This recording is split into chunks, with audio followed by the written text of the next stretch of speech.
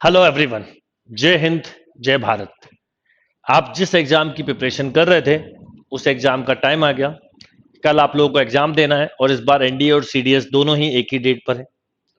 और मुझे पूरी उम्मीद है कि आप इस एग्जाम में बेस्ट परफॉर्म करेंगे अगर कुछ बेसिक टिप्स को अगर आप फॉलो करें।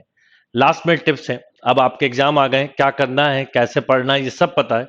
पर कुछ बेसिक प्रिंसिपल या बेसिक बातों को अगर आपने फॉलो किया तो मैं बिल्कुल श्योर हूं कि आप इस एग्जाम में एक बेस्ट परफॉर्मेंस देंगे। क्योंकि किसी भी एग्जाम की परफॉर्मेंस सबसे ज्यादा इस बात पर डिपेंड करती है कि हम किस माइंडसेट से, किस सोच के साथ पेपर देने जा रहे हैं। क्योंकि अगर हमारी थॉट प्रोसेस पॉजिटिव है, हम पॉजिटिव थॉट के साथ पेपर देने जा रहे हैं, तो डेफिनेटली एक अच्छा स्कोर अचीव कर सकते हैं। तो कुछ टिप्स बता रहा हूं जिससे कि आप अच्छा स्कोर कर पाए। और बिल्कुल बेसिक फंडामेंटल कंसेप्ट है जो मैं आपसे बोलना चाहूंगा। कई लोग जिनको बहुत अच्छा प्रिपरेशन सॉल्वर करते हैं, पर एग्जाम में पैनिक होने की वजह से उनका पेपर बिगड़ जाता है। ये सबसे इंपॉर्टेंट कीवर्ड है मेरी टिप्स में कि डू नॉट पैनिक, मतलब आपको पैनिक नहीं होना है। अगर आप पैनिक हुए तो आप अच्छे भले एग्जाम को भी बिगाड़ सकते हैं। क्योंकि सबसे इंपॉर्टेंट चीज, ये जो 2 पॉइंट लिखे हैं दोनों रिलेटेड ही हैं, be cool and do not take stress और प्रेशराइज योरसेल्फ। कई बार हम खुद को बहुत ज्यादा प्रेशराइज कर लेते हैं। ओवर थिंकिंग, ओवर प्रेशर ही हमारे पेपर को बिगाड़ देता है। मैंने इतने सालों में देखा है कई बच्चे पूरे साल, पूरे थ्रू आउट ईयर अच्छा परफॉर्म करते हैं, पर एग्जाम में आके एक प्रेशराइज होके या पेपर में थोड़ा सा पैनिक होने की वजह से पेपर बिगड़ जाता है। तो मैं सबसे पहले आप सभी को एक बात बोलना चाहूंगा कि आप सीडीएस या एनडीए दोनों का जो भी एग्जाम दे रहे हैं, आपको पैनिकनेस नहीं दिखानी है, बहुत ही कूल रहना है, पॉजिटिव माइंड से रहना है। क्योंकि ये दोनों पेपर ऐसे हैं, चाहे हम बात करें एनडीए की, चाहे हम बात करें सीडीएस की, और जो बात मैं एनडीए के लिए बोलूंगा वही सीडीएस के लिए एप्लीकेबल है। तो अगर हम बात करें एनडीए की, आपको मैथ्स और सीडीएस का पेपर देना है, जीटी का पेपर देना है, सॉरी। अब क्या ऐसा करें कि हमारा पेपर अच्छा जाए? तो एक चीज याद रखिए, सबसे इंपॉर्टेंट चीज, कि इन दोनों में आपके पास अगर 50% आप छोड़ भी देंगे ना, तो भी आप एनडीए को क्रैक कर लेते हैं। बस शर्त है कि आप पैनिक ना हो, यानी पेपर जैसे ही आए बिल्कुल पॉजिटिव माइंड से, बिल्कुल पॉजिटिव माइंड से इस पेपर को समझें, देखें। पहले 5 मिनट, क्योंकि ऑनलाइन नहीं है ऑफलाइन है, फिजिकली पहले देखें अच्छे से पेपर कैसा है, लेवल ऑफ पेपर कैसा है, selection of question, simple to tough की तरफ जाएं। दूसरा, मैं एक और चीज बताऊंगा कि मैथ्स और जीएटी के पेपर में जो गैप होता है उस समय भी आप क्या करें, ये कुछ बातें ध्यान रखिएगा। ये कुछ इंपॉर्टेंट टिप्स हैं, अगर इनको आपने फॉलो किया तो मैं श्योर हूं कि जब आप बाहर निकलेंगे एग्जामिनेशन हॉल से तो मेरे ये कुछ पॉइंट्स आपको याद भी आएंगे और आप इस बात को सोच के खुश भी होंगे कि सर की बात फॉलो की तो मेरे पेपर का एक अच्छा परफॉर्मेंस आया। तो नंबर वन थिंग कि पैनिक नहीं होना है, कूल रहना है एकदम से, स्ट्रेस नहीं लेना है।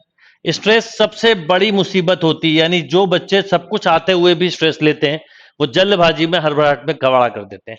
अब देखिए, समझिएगा, फिर मैं इसको पूरा डिटेल में बताता हूं। रेस्ट योर माइंड, ये सबसे इंपॉर्टेंट कीवर्ड है।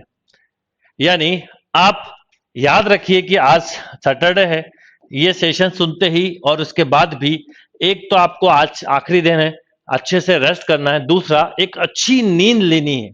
मैंने देखा है हर साल कुछ बच्चे प्रॉपर नींद नहीं लेते और उस वजह से होता यह कि जब वो नेक्स्ट डे पेपर देते हैं, दो दो पेपर में परफॉर्म करना होता है और नींद प्रॉपर नहीं होने की वजह से भी कई बार हमारे को बहुत डिस्टर्बेंस होता है, हम उतना अच्छा परफॉर्म नहीं कर सकते जितना हम सोचते हैं। इसलिए मैं आप सबको बोलूंगा कि आपको अपने माइंड को रेस्ट देने की जरूरत है। आखिरी दिन में कुछ पढ़ा नहीं जाता है। टेक अ प्रॉपर रेस्ट और अच्छी नींद लीजिए, बहुत अच्छी नींद लीजिए। जितनी अच्छी नींद होगी अगले दिन पेपर में परफॉर्मेंस उतनी आएगी। ओवर थिंकिंग, ओवर थॉट्स मत करिए, ओवर स्ट्रेस, यही सब खतरनाक होता है। रिजल्ट क्या होगा? रिजल्ट ओरिएंटेड एग्जाम नहीं देना चाहिए, रिजल्ट जो होगा देखा जाएगा। हम अपने माइंड को पीसफुल रखेंगे, हम वही करेंगे जो आता है, यही पॉजिटिव थॉट के साथ हमें पेपर देना है, जब भी पॉसिबल है कि आप अच्छा परफॉर्म कर पाए। फिर फॉलो ऑन योर स्ट्रेटजी मतलब होता है कि आप किसी और को फॉलो ना करें, आपकी अपनी कुछ प्लानिंग हो सकती है। हो सकता है कि आप मैथ्स के पेपर में पहले ट्रिग्नोमेट्री करें, आपका दोस्त हो सकता है अलजेब्रा कर रहा हो सकता है कोई बच्चा स्टैटिस्टिक्स कर रहा हो सकता है कोई कैलकुलस। आप अपने तरीके से अपने पेपर को करें। सबका अपने अपने प्लानिंग होते हैं। ऐसे ही जीएटी में कुछ इंग्लिश पहले करते हैं, कुछ फिजिक्स पहले करते हैं, कुछ केमिस्ट्री पहले करते हैं। यानी आपका ऑन प्लानिंग होना चाहिए, किसी और को फॉलो ना करें। इवन मैं भी बोलूं, जैसे मैं अक्सर बोलता हूं कि ट्रिग्नोमेट्री के क्वेश्चन सिंपल होते हैं, कैलकुलस के क्वेश्चन ट्रिग्नोमेट्री के पहले कर लो, but depend on paper, depend on question, है ना। तो आप इस बात को ध्यान रखें, इसमें कहीं कोई गड़बड़ ना करें। और नेक्स्ट, पे मोर अटेंशन टू की topic in both mathematics and generality. मतलब जो की टॉपिक्स हैं उन पर आपकी अटेंशन बनी रहना चाहिए। आपको पता है कि किस टॉपिक से ज्यादा क्वेश्चन आते हैं, किससे कम। तो ये कुछ 5 इंपॉर्टेंट पॉइंट थे जो मैंने आपको बताए, तो इस सब बातों को ध्यान रखिए। दूसरी बात, सबसे पहले बहुत ही ऑनेस्टली और प्रैक्टिकल होना जरूरी है। बिल्कुल रियलिस्टिक, जो आपको आता है वो करना है, जो नहीं आता वो नहीं करना। पेपर में कितना नहीं आता ये सोचने की जगह हमेशा पेपर देते समय सबसे पहले देखिए कि क्या आता है। क्योंकि आप लोग एक बात ध्यान रखिए, आप सब जानते हैं इस बात को अच्छे से, इन पॉइंटों को बेटा अच्छे से ध्यान रखिएगा। अब इनको थोड़ा डिटेल में डिस्कस करें कि जब आप पेपर देने बैठेंगे तो मैथ्स में आपको 120 क्वेश्चन मिलेंगे। 30% अगर हम मिनिमम साइड पे जाएं तो 90 नंबर तो हमें लाना है, राइट। 90 नंबर तो हमें लाना है, पर उससे ऊपर कैसे ला सकते हैं वो बात करते हैं। जीएटी में जाएं तो 150 क्वेश्चन है, 30% के हिसाब से हमें लगभग 180 नंबर ये मिनिमम चाहिए। पर पिछले सालों के कट ऑफ को देखें तो अब कट ऑफ 360 के ऊपर क्रॉस होता जा रहा है। कारण ये है कि कंपटीशन बढ़ गया है, अवेयरनेस बढ़ गई, और इस बार गर्ल्स भी अपेयर है। हो सकता है और जाए, हो सकता है इस बार का कट ऑफ 360 380 कुछ भी जाए। यानी अगर आपका माइंड सेटअप है, अब कट ऑफ कितना जाएगा ये डिसीजन होता है पेपर के लेवल पे, पेपर के पैटर्न पे। जब 2016 का पेपर था, पेपर लेंदी था, कट ऑफ एकदम से 200 वाली लाइन में चला गया। 250 भी कट ऑफ जाता है, 235 भी जाता है, 300 330 भी। पिछले कुछ समय से पेपर इजी आ रहे हैं, इसलिए 350 के आसपास जा रहा है। इसलिए उम्मीद इस बार भी है कि पेपर इजी आएगा, पर पेपर कैसा आएगा ये कोई माइंडसेट मत रखिए। आपका माइंडसेट एक ही बात के लिए तैयार होना चाहिए, और वो है कि आपको जो आता है वो करना है। अब अगर मैं 50% मैथ्स में और 50% जीएटी में कवर करूं, यानी 150 और 300, तो मैं डेफिनेटली सेफ जोन में हूं।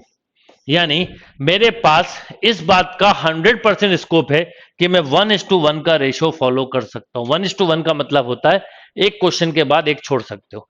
यानी जहां आपको ऐसा लगे कि ये क्वेश्चन टाइम ले रहा है, नहीं आता है, क्लिक नहीं कर रहा है, आंसर में कंफ्यूजन है, कंक्लूजन बेस्ड क्वेश्चन है, and then leave this question. बहुत कुछ है करने के लिए।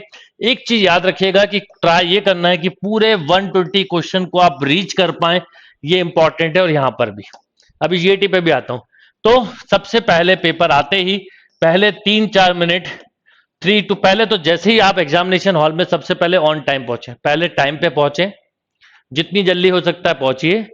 पेपर स्टार्ट होने के पहले आपको बिठा दिया जाता है, अपने माइंड को पीसफुल रखिए, डीप ब्रीदिंग करिए और माइंड को कूल रखने की कोशिश करिए। पेपर आते ही हड़बड़ाइए मत।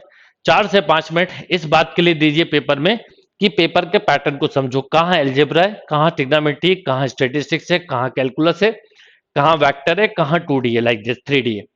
अब जो पोर्शन आपका स्ट्रांग है, जिसको आप अच्छे से पढ़ के गए, उस सेक्शन को वर्क करिए। और पहले 30 मिनट में आप अपने सिंपल यानी मेंटल लेवल के क्वेश्चन को, जिसको आप माइंड से कर सकते हैं बिना पेन उठाए, उसके साथ साथ करते करते ये टिक मार्क कर लीजिए कि आप दूसरे नंबर पे ये करोगे, थर्ड नंबर पे ये करोगे। मतलब सेकेंड अटेम्प्ट जब पहला एक बार पूरा राउंड कवर हो जाएगा तो सेकेंड टाइम क्या करने वाले हो, एंड सेम थिंग फिर थर्ड के।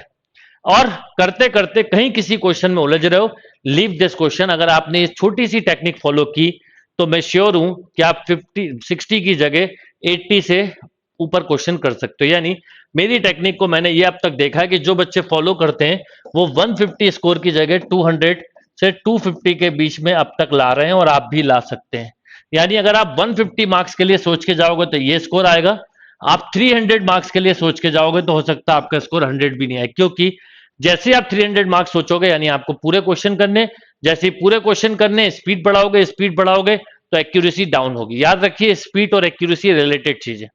स्पीड स्लो होगी, एक्यूरेसी हाई होगी, स्पीड ज्यादा होगी, एक्यूरेसी कम होगी। Accuracy is more important. आपके भले ही 10 कम हो चलेगा, तो आप थोड़ी सी प्लानिंग के साथ चलिए। सिंपल क्वेश्चंस को 30 मिनट में करिए। पहले 30 मिनट में लगभग 30 से 50 क्वेश्चन तक बच्चे कर लेते हैं। यही बस सक्सेस की है कि फर्स्ट 30 मिनट में ट्राई करिए कि अगर आपने फर्स्ट 30 मिनट में, टोटल मिनट है आपके पास 150 मिनट, पहले 30 मिनट में ट्राई करिए कि जो 30 से लेके 50 के बीच में क्वेश्चन बनते हैं मेंटल बिना पेन चलाए वो करिए। फिर नेक्स्ट 60 मिनट में करीब करीब एक बच्चा 50 क्वेश्चन तक कर लेता है, ये होगा 80। अभी भी 60 मिनट बचे, यहां पर आप 20 to 30 क्वेश्चन भी करते हैं तो लगभग 100 क्वेश्चन की रीच बनती है, यानी एक प्रॉपर राइट कैलकुलेशन आपको आगे ले जाएगी। इसको और कम कर लीजिए, 30 मिनट में 20 होते हैं 20 करिए, 60 मिनट में 40 होते हैं 40 करिए, ये हो गए 60। बचे हुए 60 मिनट में आप 30 क्वेश्चन भी करके गए तो भी 90 क्वेश्चन होते हैं। आप सोचिए तो, यानी आपकी सही कैलकुलेशन आपको कितने 200 के ऊपर स्कोर ला सकते हैं। यानी आप जब 30 मिनट में 20 क्वेश्चन करते हैं, हर क्वेश्चन को मोर देन 1 मिनट देते हैं, यहाँ 1.5 मिनट देते हैं, यहाँ लगभग हर क्वेश्चन को 2 मिनट देते हैं। और पहले घंटे की परफॉर्मेंस से सेकंड आवर्स की परफॉर्मेंस में आप थोड़ा स्लो होते हैं क्योंकि क्वेश्चन का लेवल बढ़ता जाता है, मतलब आपके हिसाब से। इसलिए पहला एक घंटा फ्रेश माइंड होते हैं। इसलिए इस छोटी सी टेक्निक को फॉलो करें, मैं बिल्कुल श्योर हूं कि आप अच्छा पेपर देके निकलेंगे। जैसे ही मैथ्स का पेपर खत्म होता है फिर आपको मिलता है 1.5 आवर। अब ये टाइम जो होता है, ये मैथ्स और जीएटी के बीच का जो गैप है, ये अगर किसी ने ढंग से यूटिलाइज नहीं किया तो उसका पेपर ये बिगड़ जाता है। सबसे पहले मैथ्स के सेक्शन से बाहर निकलते ही किसी को पेपर के बारे में डिस्कस मत करो। कोई पूछे पेपर कैसे गया, अच्छा गया, कोई क्वेश्चन डिस्कस मत करो, क्योंकि कोई क्वेश्चन डिस्कस किया और एक भी गलत पता चल गया तो आपका अगला पेपर में प्रेशर हो जाएगा। इसलिए छोड़ दीजिए, पेपर के बाहर निकलिए, जाके कुछ हल्का फुल्का खाइए, खाना वाना जो भी हल्का फुल्का खाना है, ज्यादा नहीं खाना है, लाइट खाना खाना है। उसके बाद जिस जगह पे सेंटर है वहीं पे कहीं पेड़ के नीचे बैठ जाए, कहीं पे भी आंखों को 10-15 मिनट के लिए बंद रखिए, डीप ब्रीदिंग करिए और अपने आप को फ्री छोड़ दीजिए। इससे बॉडी रिलैक्स फॉर्म में आएगी। जब आप रिलैक्स हो जाएं उसके बाद उठ के कम से कम एक बार अपने साथ पानी की बोतल रखिएगा, अच्छे से चेहरे पे वॉश करें पानी से, आंखें धोएं, फिर चाय कॉफी कुछ पीते हैं तो पीजिए, कोल्ड ड्रिंक मत पीजिएगा। और उसके बाद अगले पेपर के लिए माइंड सेट करके टाइम पे अंदर इंटर हो जाए। कई बार ऐसा देखा गया है, कुछ बच्चे आसपास दूर चले जाते हैं, सेंटर पे अगर रिपोर्टिंग टाइम के बाद पहुंचते हो तो वो अलाउ नहीं करते।